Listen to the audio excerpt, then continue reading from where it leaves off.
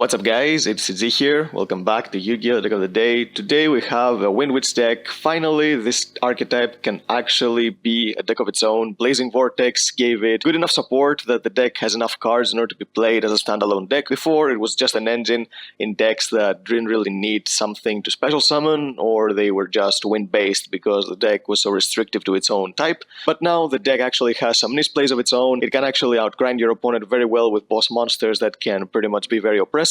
So I'm going to show you the pure Windwitch build that I've come up with. If you have any other ideas about the deck that we can throw in the deck, please comment down below. If you enjoyed this video, give it a thumbs up, subscribe to the channel so you don't miss our upcoming content. And now, let's get to the deck profile. So to start off with the monsters, play 3 copies of Windwitch Icebell. Pretty much, this is the commonly well-known, the 1-card Crystal Wings. If you control the monsters, you reveal her from your hand, you special summon her, you special summon another Windwitch from your deck. She also burns your opponent for 500. This deck is really good in time. There is absolutely no possible way to lose this deck in time going first, because you have so many cards that burn your opponent, so that's another plus for the deck as well. And Icebell locks you into level 5 or higher wind monsters from the extra deck the turn you use her effect, which is why this deck cannot really use a lot of different extra deck monsters, and because it says level 5 or higher, it's even more restrictive than it seems, because you cannot use Xyz monsters, you cannot use Link monsters, so you have to rely on Synchros, and there's one more method I'm using in the extra deck, we'll just show you a little later, but still Icebell is the card you want to start your turn pretty much all the time. And not only did Blazing Vortex give this deck Windwitch support, in a few sets before Blazing Vortex, which actually did get a card that is actually really good for any wind-based deck. I'm pretty sure pretty much everyone knows what I'm talking about, but I'm going to show you that card a little bit later, but still makes the deck a lot more consistent, a lot more potent. 3 copies of Glassbell. If you're using this as an engine, then you're probably not playing 3 copies of Glassbell, but still, this is a pure deck, so you need to max out the Searcher, because this is the Stratos of the deck. When she's summoned, you can add a Windwitch from your deck to your hand, and this locks you into wind monsters, but for the rest of this turn. So you can actually do a couple different plays when you're using Glassbell instead of just starting with Icebell, which sometimes in this particular version you don't really want to start with Icebell, and I'll explain why. So this is why Glassbell is also as good as Icebell, because she gives you a search, and with the new card that we have, I'll show you now, which is the 3 copies of Windwitch Freezebell, Glassbell is actually much more useful. So Freezebell, if you control only Windwitch monsters, you can special summon this from your hand, and once per turn you can increase this card's level by 1, and a Wind Synchro monster, by using this as material, cannot be destroyed by battle. So it has the other part of effect that Snowbell did, because Snowbell prevented the monster being destroyed by card effects that was synchro summoned with her. So Freezebell covers battle, which is good enough. I think it would have been a little bit better if it protected the monster from being targeted, because the monster you're summoning with this particular combo hardly ever can be destroyed by battle, which I'll get that later. But Freezebell is actually the card that makes Glassbell really good, because it's a 1-card combo. Usually if you start with Glassbell, you end your turn without being able to do anything unless you already hard something else. But now you can normal Glassbell, search Freezebell, special summon Freezebell, and with Freezebell's effect you can either go for a level 7 synchro or for a level 8 synchro. You cannot summon Crystal Wing this way because you don't have a synchro on tuner, but still it's something that the deck can do, and this is why maxing out on all of these is actually really important. 3 copies of Snowbell. I'm maxing out Snowbell because if your opponent knows what they're doing, they will probably use their hand trap on Glassbell, because unless they have Ash, which are going to use an Icebell in their hand, if they have something like a Veiler or an Imperm, then there's no other target, just because Icebell special summons simultaneously from the deck, so you cannot actually Veiler Icebell. The only part of Icebell's effect that you can Veiler is the minus 500 points, but nobody's going to do that. So if they have a hand trap, they're going to use it on Glassbell to stop you from going into Crystal Wing. And even if you don't have Snowbell, you can still go into a level 7, so it's basically your opponent losing a card and you don't really lose anything. But if you have hard drawn the Snowbell, then there's not really a point not to be able to go into Crystal Wing, even if your opponent hand traps your Glassbell.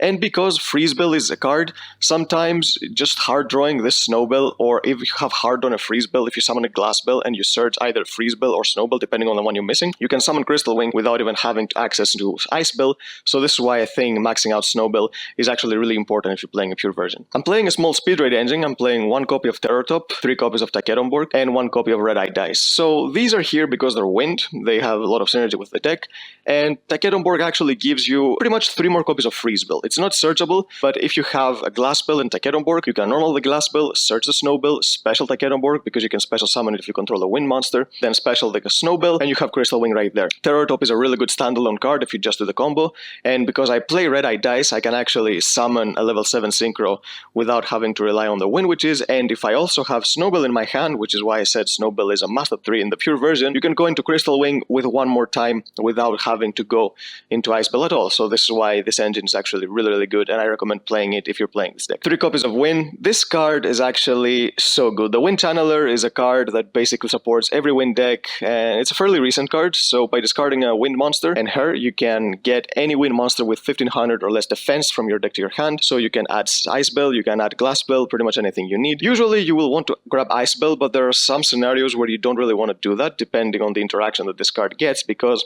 it's a very tempting card to Ash, because it's like a Melody of the Awakening Dragon. It's a -1 if you Ash this card, so your opponents are always going to use an Ash or a Gamma on it. So this is why there are some scenarios where you want to counter your opponent's counterplay, but then because you did that, you cannot actually go into Ice Bill, so you search something else. So this is another card that helps the consistency of the deck, and you do play a lot of Wind monsters. You play a total of 20 Wind monsters, so I don't see a scenario where you will have this without anything to discard. It has to be a very bricky hand in order to be able to do that, so this is why this card is really good. For the hand drops, play 3 copies of Ash, of course, the most generic hand drop this format. I think you have to play it in pretty much any deck you're playing, and 3 copies of Gamma with a 1 driver. The reason I like this in this particular deck is because there are so many ways that your opponent can disrupt you before you put a monster on the board. Usually if your opponent has an Ash, they're going to use it on Ice Bill pretty much 99% of the time, unless they don't really know what your deck does. So if you have this, then you can basically negate the Ash this way, but also the actually more important scenario is making sure Wind resolves, because it's such an egg when Wind doesn't resolve. And also, this is why I said sometimes Wind will not search Ice Bill, because if you use Gamma to stop an opponent's Ash when you use Wind's effect, if you search Ice Bill, you can't really use her because you have monsters on the field. And even if you summon an Omega to get rid of the monsters from your field, unfortunately, Ice Bill's effect counts as for the entire turn, so you can't really do that if you have summoned a monster before that is not a Wind, and unfortunately Omega is a light monster, so you won't be able to do that. But because of Freeze Bill, then you can just search a Glass Bill, and then you can make a level 8 Synchro with the Psy Frames, and then go into with Omega, then clear your field, and then Glass Bill can search Freeze Bill, and because Omega is not on your field anymore, you can search your Freeze Bill, and Glass Bill unlocks you for the rest of this turn, so having summoned Omega previously doesn't really matter. So you can do a play this way by taking out a card from your opponent's hand as well. So this is why Wind is such a versatile card, because depending on the scenario, you can search either Ice Bill or Glass Bill, or if you already have Glass Bill, then you can search maybe Freeze Bill or Snow Bill, and then Glass Bill can search the other one, so you can go into Crystal Wing this way. For the spells, play 3 copies of Chime of the Windwitch. This is another new card. This is actually a really good card. This is another extender, so you basically target a Windwitch you control and special summon a Windwitch with a different name from your deck in defense. You cannot special summon anything other than Wind monsters and you activate this, so it kind of contradicts with a Gamma, but I think still it's a really good card to play at 3, because it just makes sure that your plays go off even if your opponent has a lot of hand drops. This deck, depending on the hand, you can actually play through a lot of hand drops and still end on a decent board. It doesn't do anything super crazy, but it puts up 1 extra negate every single turn, and because I play ways to bring back those negates in case your opponent deals with them, then you have so many ways to stick them on the field, so you can actually get multiple negates by the end of the mid game, so you can overgrind your opponent this way. 2 copies of Magical Ice Fusion. I really like this card. It gives the deck another good top deck. Ice Build is of course a really good top deck, especially if you don't have anything, but Magical Ice Fusion can be used whenever you top deck it, and I play 2 different targets for this card because of certain things that this deck can summon, so that's why I really like the deck. 3 copies of Return of the Dragon Lords. I think this card should really be played at 3 in any Windwitch deck, because in the end, you're just relying on your dragons from the extra deck in order to do the plays. You play Clear Wings, you play Crystal Wings, you have so much stuff to bring back from the grave, and it also gives you another layer of protection for your monsters, because if you have summoned Crystal Wing back from the grave, it doesn't have Snowball's effect anymore, so it can't be destroyed by card effects, or sometimes you even summon Crystal Wing without even using Snowball, so this is why this can actually protect it. It can also protect from battle.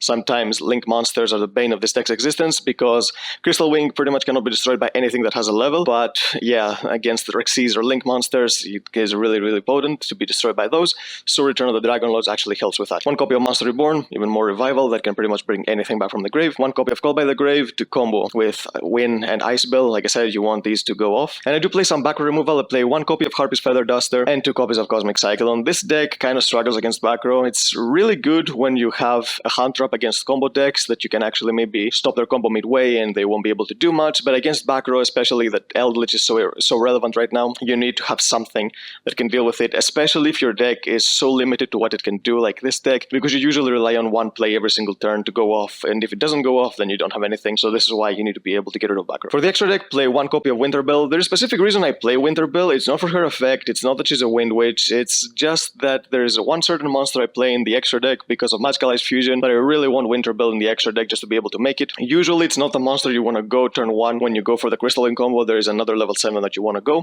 but she's still here just because she can come up. One copy of Clearwing. This is the monster you're summoning when you have a Return of the Dragon Lords or a Monster Reborn when you're doing the Windwitch combo, because on top of having a Crystal Wing on the field, you're also going to have this on the field, so it gives you more interruption. One copy of Fast Dragon. This is the monster you go when you're going second, because if your opponent has a setup board, if you can summon this and maybe negate a monster that was summoned from the extra deck, it also makes its attack 0, so it's very easy to get over. But unfortunately, it's a pendulum monster, so it will not go to the grave when you use it as synchro material, so you will not be able to bring it back with Return of the Dragon Lords. It will go to the extra deck, so this is why you only summon it going second, or you can summon it going first if you can just end on a level 7 monster, because it's the best disruption, much better than Clearwing, but it's just that Clearwing will usually become synchro material right away, and then you bring it back with Return from the Dragon Lords. 2 copies of Wind Pegasus Antagonistor. This is a monster you're summoning most of the time when you're going first and you're doing the combo, if you can get it to the grave, and if you do not have a Return of the Dragon Lords in your hand, because it's a card that makes your opponent play a little bit weird in order to play around it, because if they know what they're doing, then they will not just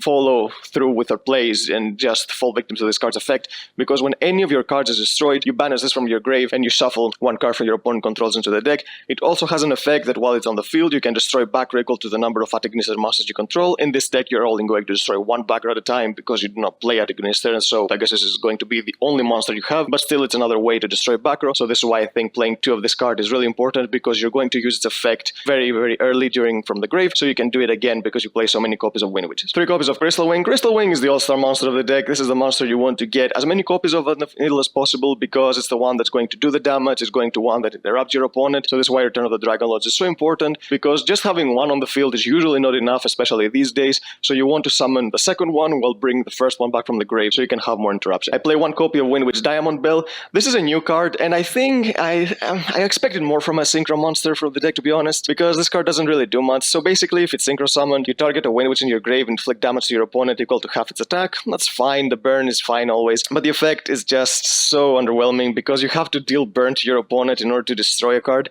So if you want to make this card better, you have to run the level 5 monster that got released, but I think it's such an underwhelming monster to play in the main deck. It's more of a brick. So I think if you want to use this, you basically use it when you're going second, so you can try to break boards, because you can do damage during your own turn very easily, but I don't really play a way to deal damage during my opponent's turn to make this a disruption. So this is why I think this card is underwhelming, but still a card worth running, since the deck, especially the extra deck, is not really tight because I don't play any link monsters, so I have all the space I need. 1 copy of Cyber/Harpy Lady. This is a really good card that can actually work really well with the deck, because it's a wind monster, it's a level 8, you can summon it under any restriction, and this is another reason I really like Cosmic Cycle in the deck, because basically what this does is when a spell or trap is activated, you can bounce a monster your opponent controls to the hand. So usually you rely on your opponent using a spell or trap while they already have a monster, but if you play a Cosmic Cyclone, you can actually use one of your own spells and traps during your opponent's turn, so you can bounce a monster whenever you want and not having to rely on your opponent to do something. So this is why I really like this card. 1 copy of Stardust Dragon. There are certain decks that Stardust is actually really good against, so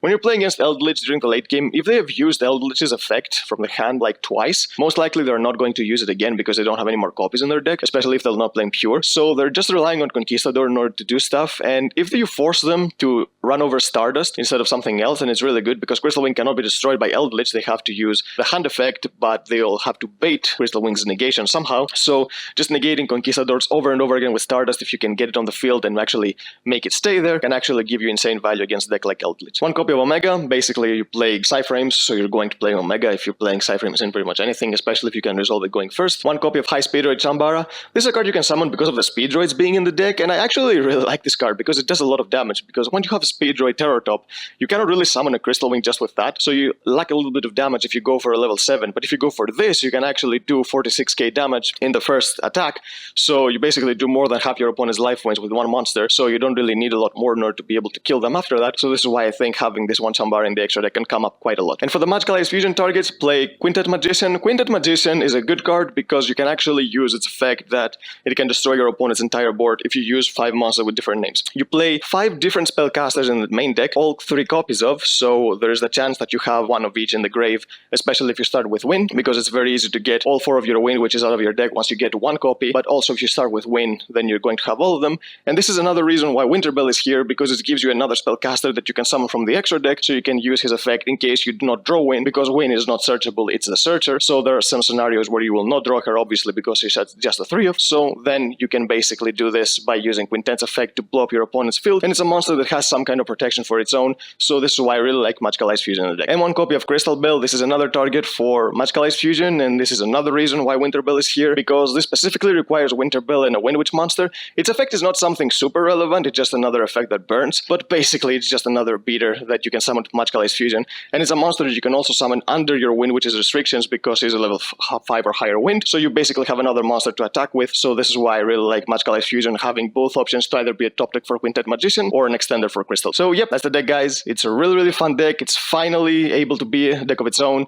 instead of just using it as an engine with stuff like Invoked or anything that doesn't really use any special summons. Like I've seen it in Altergeist, I've seen it in Trickstars, I've seen it in pretty much anything normal summon reliant. But finally, we can play a Windwitch pure deck on its own, and for all the Windwitch fans out there, this is a time for you to actually play your deck as it should be played. So yep, that's the deck, guys. If you enjoyed the video, give it a thumbs up, subscribe to the channel so you don't miss our upcoming content, and we'll see you next time.